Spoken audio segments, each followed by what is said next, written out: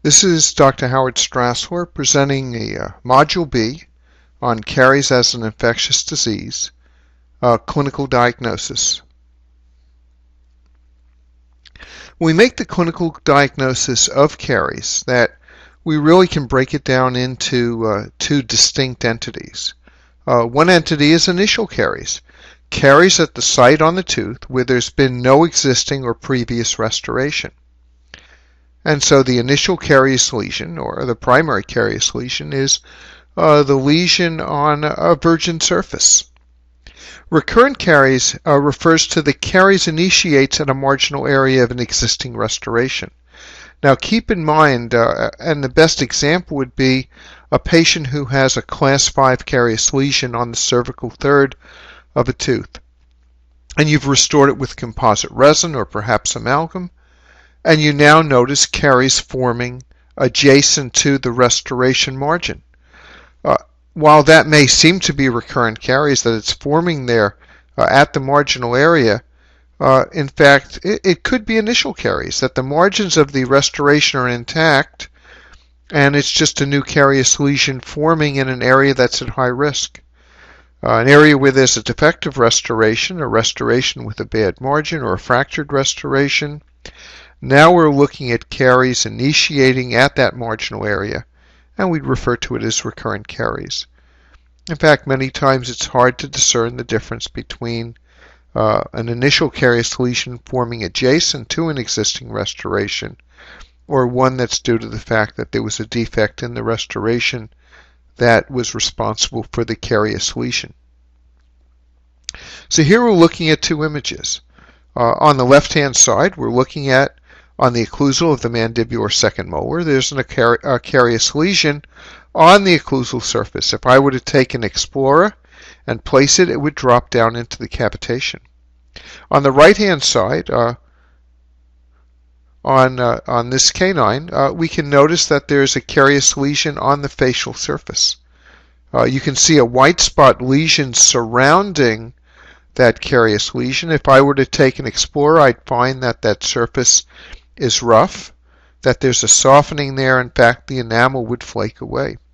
If I dry the surface off, the enamel will have basically a non-lustrous appearance, a very dull appearance, showing that the enamel's been etched by the bacterial acid process of caries. Recurrent caries is that's around an existing restoration. On the left-hand side, in this upside-down image of a maxillary tooth, and I show it to you this way because, in fact, you'd probably be sitting behind the patient when you're looking at this tooth, that there's an existing class 5 composite resin, and there's a carious lesion that's formed adjacent to that composite. Perhaps a piece of the composite broke away, or there was leakage underneath that composite, and the carious lesion formed. I can take an explorer, I'll drop into this hole, this cavity in the tooth, and it'll be soft and sticky.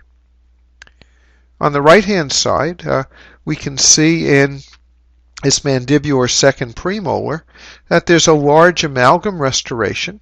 We can see a fracture through the isthmus. In fact, if we look at the distal, there's either a fractured marginal ridge or a piece of amalgam broke away from that distal proximal box.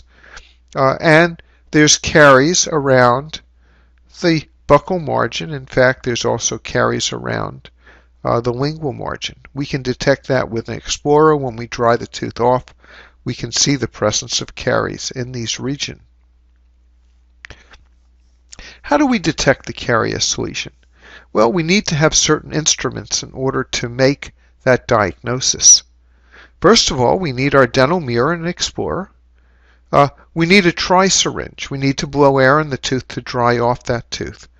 We want a clean tooth, so taking a prophylaxis angle, a cup with paste, we want to clean the tooth of all plaque and stain that's on that surface to see the tooth, to see a restoration, to make a diagnosis. In the clinic, you're going to find that you're going to be doing it a little bit backwards because as part of your charting with faculty, you're going to want to be looking at the plaque score the patient has. You're going to be looking at stain, the presence or absence of calculus, and you're going to do your initial examination before the teeth are clean. We may want to do advanced visualization using magnification to help make our diagnosis. We may decide to use a digital device to evaluate the demineralization of the enamel. The most often used digital device is a laser fluorescence device called the DIAGNodent. We're now seeing more and more devices coming on the market, and these devices are using reflected light, capturing that light with sensors, and then giving us numbers or sounds that are or colors that are telling us that, in fact, the enamel is undergoing some changes. We're going to use radiographs to help us in our diagnosis when we take a look at the teeth. And all of these are instruments, devices for adjunctive assistance in making that caries diagnosis.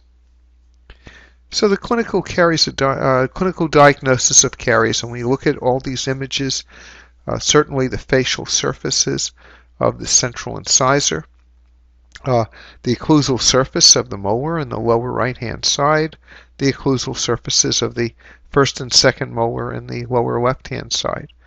That when we're making a diagnosis clinically, we want to visually have a clean, dry field. We're going to look at color and translucency changes. Do we see white opacities? Do we see brown spots? Do we see normal tooth translucency?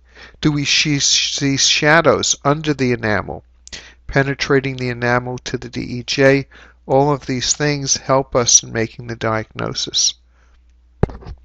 We're going to look and do our diagnosis with tactile, using the detection of cavitation on accessible surfaces. We're going to make sure those surfaces are dry. In fact, we're going to visualize if there's the presence or absence of cavitation. And what instrument should we use to assess that cavitation? We may use an explorer. We're going to look at shadows underneath the tooth. We're going to look at initial caries both clinically, and here on the right-hand side we can see from a lingual view that there's shadowing on the distal of the lateral incisor and on the mesial of the canine. When we look at the radiograph, the radiographic evidence shows us that we can see a cavitation, a shadowing, a gray shadowing on the mesial of the canine, but the lateral incisor has some shadowing but nothing definitive. And so our diagnosis is made from both a clinical appearance and a radiographic appearance. When we're looking at the posterior, we're doing our diagnosis of caries from posterior bite wing radiographs. In the anterior, we're using periapical radiographs. And to make that diagnosis, we want to make that diagnosis without any overlap of the interproximal surfaces. In the lower left-hand side, we can see a discolored lesion on the occlusal surface of the mandibular second molar. When we take a look at the radiograph, the black arrow is pointing to shadowing. That's a penetration of the caries through the enamel into the dentin. In fact, if you take a look at the distal, you can see that there's a distal lesion on that tooth. It may be carious, or when the third molar was extracted, it was surgically extracted, and perhaps the dentist nicked that adjacent tooth using a burr when they were sectioning the third molar for removal. Caries is typically more extensive than what's seen on the radiograph. Here we're looking at a bite wing radiograph, and we're looking at tooth number 5 on the radiograph. We're looking at the distal surface. You can see the shadowing. You can see how close we are, that leading edge of the carious lesion, to the pulp. When we now take a look at the clinical view, you can see we've opened up that tooth. We've left the caries in the tooth. You can still see there's substantial caries on the gingival wall. Yes, the enamel's intact. In fact, let's take a look at the radiograph, and you can see that the carious lesion extends beyond the intact enamel.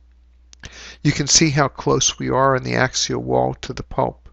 we still need to remove more of this caries. In fact, this caries is sticky to the explorer, and if I took a spoon excavator, I can actually literally peel it out of the tooth. Some people will call this leathery caries. In fact, if you were to take an explorer and stick it into a belt, it would feel the same way as sticking into this caries lesion. And so we take a look at proximal caries on this bite wing radiograph, and after caries removal, you can see that the dentin has an ivory color in most of the areas, but it's still slightly discolored on the axial wall. When I take my explorer, this is sharp. Explorer, it's hard. The explorer doesn't penetrate this dentinal surface.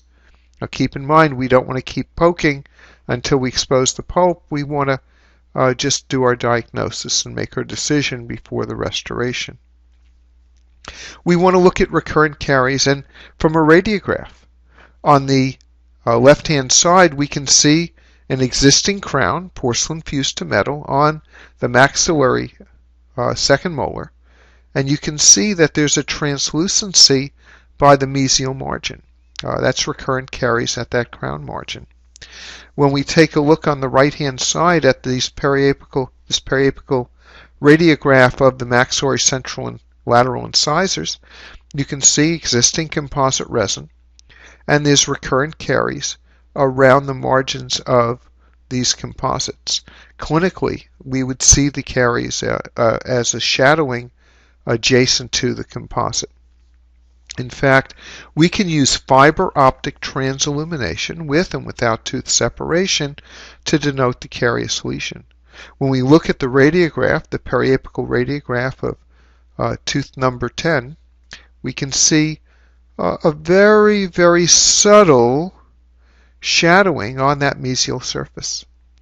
Clinically, when I shine a bright light through the tooth, and one can use actually your curing light to transilluminate the tooth. Here I'm using a fiber optic transilluminator. You can see from a facial view there's some shadowing. The shadowing is even more obvious from a lingual view of this tooth. And you can see where its location is, that caries forms and initiates below the contact area. In fact, both the radiograph and the clinical appearance prove that point out. We can tactily look at caries, and when we use an explorer, we don't want to keep poking at pits and fissures with the explorer. We never want to stick or wiggle an explorer into a fissure. This can cavitate a demineralized area of enamel that can then remineralize through the use of fluorides and cleaning. And so we're not looking that, oh, I get a stick and a tug back from the explorer, it must be caries. It could in fact be, and in this case the sharp explorer may be wedging into an invaginated pit and fissure. This tooth may best be treated with a preventive sealant rather than a preparation of the tooth with the placement of a composite or amalgam. And in fact, the fact is a sharp explorer that has a stick in the fissure doesn't mean that that fissure is carious. And we look at the different models. Our traditional fissure caries model has always been that we'll see a stain in the pit and fissure. We may see some discoloration at the cusp ridges, some white opacity, some brown coloration. And in this line drawing, we have an area of demineralization around this pit and fissure. And this is an I-shaped or V-shaped pit and fissure. We see enamel decalcification. The explorer will stick, but at this early phase, if the enamel is remineralizable and you take that explorer and wiggle it around, you're going to create a cavitation we absolutely have to restore, or we absolutely have to seal this tooth. If that decalcification continues, it can lead to cavitation. Cavitation requires treatment of the tooth. whether it be with a preventive resin restoration, whether it be with a sealant, whether it be with an amalgam, that cavitation on the occlusal surface in a pit and fissure requires restoration. If the cavitation and decalcification continue to the cavitation getting larger, restorative interventions required with any of our direct placement restorative materials. The caries lesion can continue, in fact, till it gets to the DEJ. We may need to restore carious lesions that are only in the enamel and cavitated. When it extends into the dentin with further cavitation, we absolutely positively must restore that tooth. So why do many dentists think of a stick of the explorer tip as being caries? Well, it's traditionally been taught over the years that you stick the explorer in the pit and fissure and you wiggle it around, and if it tugs back and it has some resistance, hey, it's cavity. I don't want to leave it there because it's going to progress. Well, before we did sealants, that was certainly true that we needed to do something. But today with sealants, when we see an invaginated pit and fissure, we can do a non-invasive preventive restoration with a sealant using an acid etch technique. You know, ideas are hard to change. G.V. Black, back in 1924 in his 7th edition of Operative Dentistry, had written, "A sharp explorer should be used with some pressure, and if a very slight pull is required to remove it, the pit should be marked for restoration, even if there are no signs of decay." Well, G.V. Black was right. I mean, it's at risk. Today, we're able to place preventive sealants, and so Black would be really pleased that we can do these minimally invasive types of restorations of the teeth. And so we keep all of that in mind. And this is a concept that we shouldn't follow. We should follow the current concepts of placing sealants, placing preventive resins, restoring cavitation with minimally invasive designs and not conventional tooth preparations. In fact, studies looking at the use of explorers for detecting pits and fissures, using extracted teeth, using dentists who are looking at it dry and on a tabletop, and then these teeth are sectioned to look at the progression of the lesion, to look at the lesion radiographically. In fact, they found that the use of the explorer was found unreliable in detecting fissure caries. So we're going to use lots of different things that are going to help us make that decision. And in fact, when you're in the clinic, you'll find that the diagnosis of pit and fissure caries is going to be very complex. It's going to be unreliable, which means that you'll hear different opinions on whether a tooth needs to be restored or not. Keep in mind a pit and fissure that you're in doubt about the presence of a carious lesion can be sealed with a preventive sealant restoration. So you have to think, how sharp is that explorer? How pointy is it? Does it need to be sharp? In fact, the trends in Europe and the rest of the country, and more so the trends are occurring here in the United States, is to have an explorer that's more dull than sharp, so that we're dropping into cavitations, but we're not poking in and going into pits and fissures. In fact, work's been done to show that I can take an explorer from one pit and fissure and infect a pit and fissure of another tooth if I'm not careful. In the last 15 years, we've seen some new concepts in caries diagnosis. The concept of hidden caries, occult caries, covert caries. Caries that's forming, but we see no evidence in the pit and fissure. And when we look at hidden caries in these pits and fissures, and you look at what diagnostic modalities do we have and how accurate are they, that visually inspecting it, drying and cleaning the tooth, and looking at a tooth with pits and fissures that we suspect that they may be carious, we're right only 57% of the time. If we use magnification, same tooth, dry, we're right only about 56% of the time. Other studies have shown that if we take our explorer and poke and prod into an existing pit and fissure, we're only going to be right 58% of the time. These are statistically not significantly different numbers. They're all pretty much the same.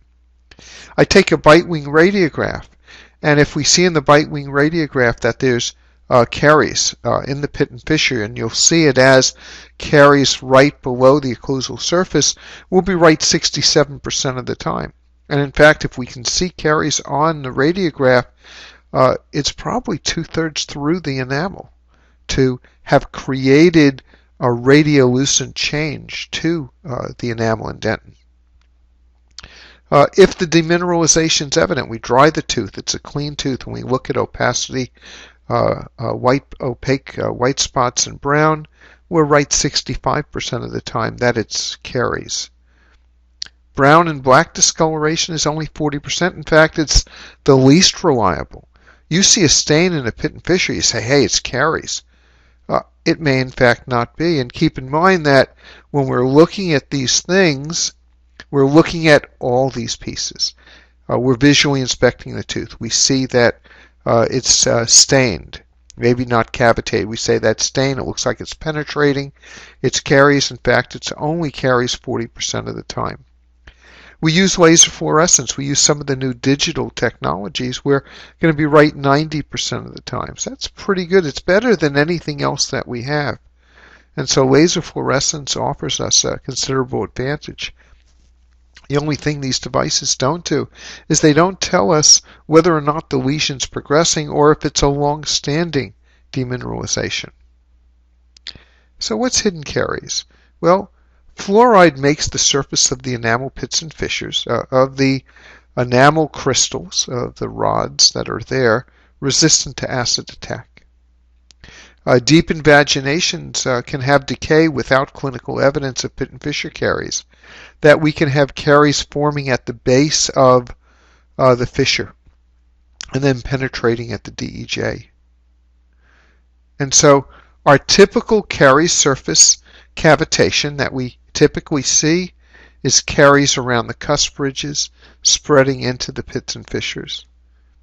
This hidden caries phenomenon is the occlusal surface is intact, no surface cavitation, but the carious process is at the base of the pit and fissure extending to the DEJ. Okay. We talk about radiographic diagnosis for making a determination. And a radiographic diagnosis of, in this case, on the left-hand side, we can see there's occlusal caries and some level of proximal caries. On the radiograph on the right, obviously on tooth number 4, there's a definite, definitive distal carious lesion. The white opaque areas are existing amalgam restorations. In fact, on the mandibular first molar, number 30 on the right-hand side, we can see that there's an overhang of amalgam. We take a look back at number 4, and maybe there's a starting lesion on the mesial. Not yet through the enamel, but we can see some changes in the radiopacity, the translucency of that radiograph, a change in grayscale. And when we look in section extracted teeth to see the extent of decay, Rock and Kidd were able to demonstrate that decay is difficult to detect in radiographs. Unless the decay is larger than 2 to 3 millimeters deep into the dentin, or 1/3 the buccolingual distance. We see it because of how less opaque the caries is than the enamel and dentin from a buccal and lingual dimension. And sometimes caries that we can't diagnose with a mirror and probe or even a radiographic examination. That here I opened up this premolar, there was no evidence on the radiograph that there was any caries, and yet when I went into this pit and fissure, this hidden caries was in fact substantially within the dentin. Now I get some idea that might occur because of the amalgam restoration that you can see on the right-hand side on the bite wing on tooth number 5. And so when we talk about hidden caries and making a diagnosis, that we may see caries found beneath a seemingly intact enamel surface. We already know that the diagnosis of occlusal caries is less than straightforward. You'll see that when you start to see your patients, when you start to do examinations. And it supports this concept of fluoride caries, hidden caries, also called covert or occult caries. And it's of concern. We see it more and more among patients who are teenagers, in their 20s, people of your age, where we're not sure. And sometimes we'll investigate by opening up one tooth using a very small burr, maybe a number 1 round burr. And then we can place a sealant if there is no progression, but if it progresses, we can then prepare the tooth. So when we look at our current caries model, knowing that fluorides are being used, we're going to see a different model than we saw with our traditional concepts. The traditional concept of caries forming, cavitating, forming in the pits and fissures is still present, but now we can go one step further and say there's another type of lesion that may be forming where it's not as obvious. This lesion where the carious lesion is in fact starting not in the occlusal portion of the pit and fissure, but where the bacterial plaque is along the base of the pit and fissure.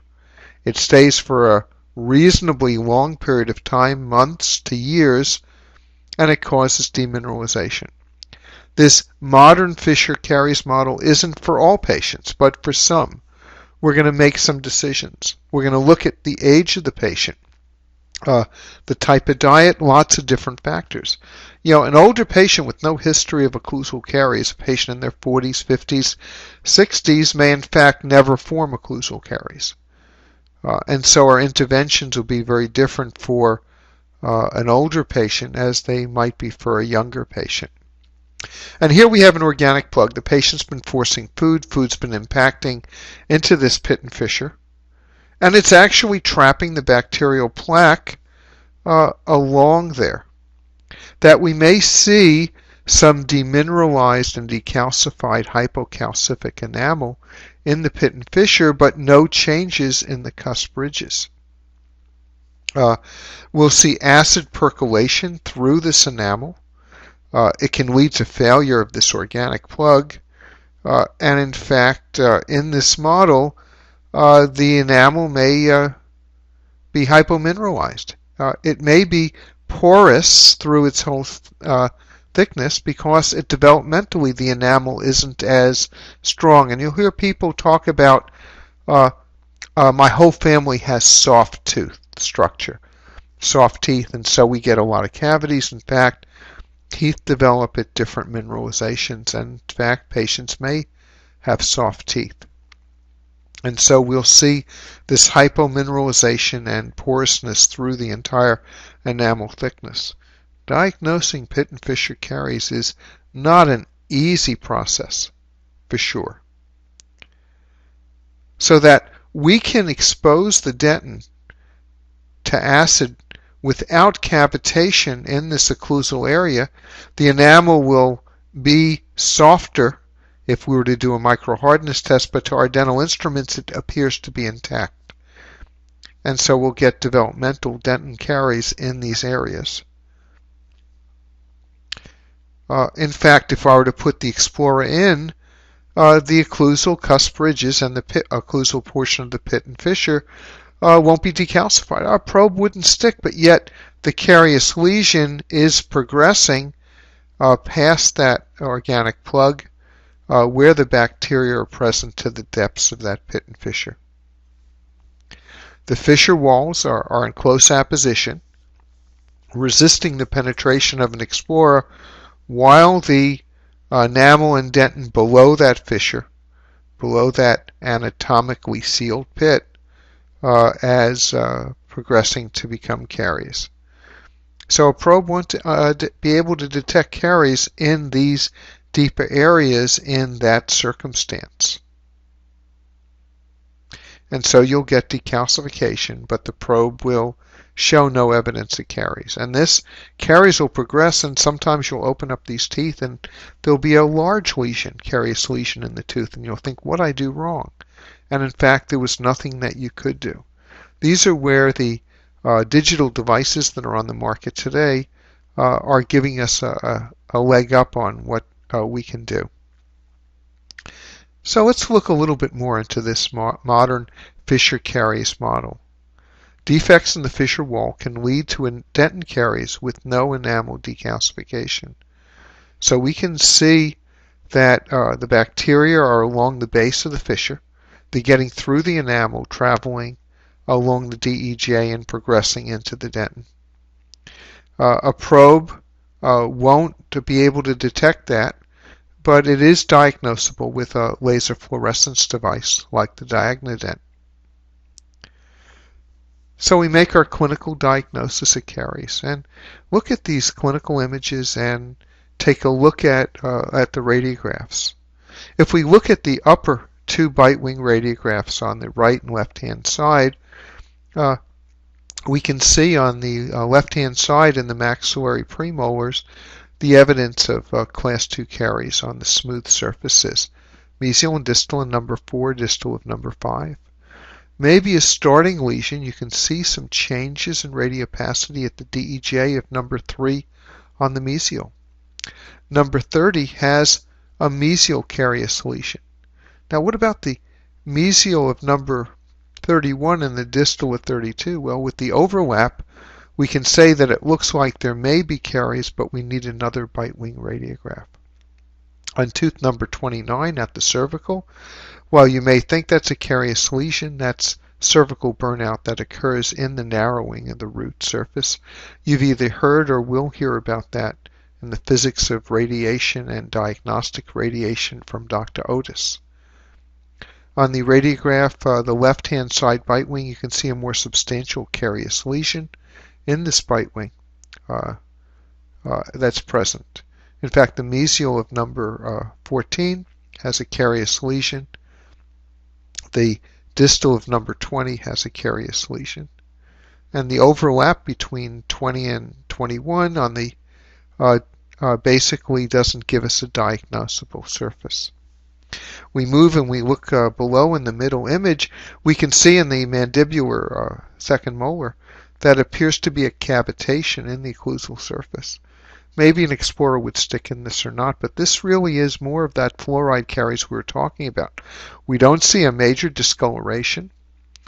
We see some staining, and yet when we look at the radiograph of this tooth is much more substantial. When we open it up, it's going to be a large carious lesion. We look at transillumination on the left-hand side of the maxillary lateral incisor. You can see the transillumination is showing the presence of a white spot lesion and demineralization of the facial enamel surface. So I talked about the KaVo DIAGNodent earlier, a laser fluorescent. It's a 655 nanometer diode laser. It can read 2 millimeters into the tooth, and it detects fluorescence in anything you aim it at. We use it in dentistry to aim it at pits and fissures of teeth that are non-restored. We're not going to use this around restorations. It has a high sensitivity with very few false positives. We talked about its specificity, that it's accurate 90% of the time. And it responds to high fluorescence, natural fluorescence of the enamel of the tooth. It'll give us a positive representation of plaque and organic plugs, so the tooth must be clean in order to use it. The presence of composite resin with stained margins will give us a reading that says they're caries. The presence of caries will give us a positive response. Food, particularly greens, broccoli shoved into pits and fissures can give us a false positive. Hypocalcific enamel, carious enamel, dentin all give us a positive reading. The tooth must be clean and dry, and we never use this laser fluorescent device adjacent to existing restorations. And when we scan the surface, and here we're looking at the scanning tip, and the scanning tip is sending out red laser images. It's bouncing off the enamel, off the dentin, and then bouncing back to a sensor within the body of the instrument. When we're using the instrument, we're going to rotate the instrument. We're going to tilt it in different angles to look at all the walls of that pit and fissure. And as we rotate it, we're going to be scanning all the enamel adjacent to it and running it over all pits and fissures. Do you use it everywhere? You use it on teeth that are suspicious.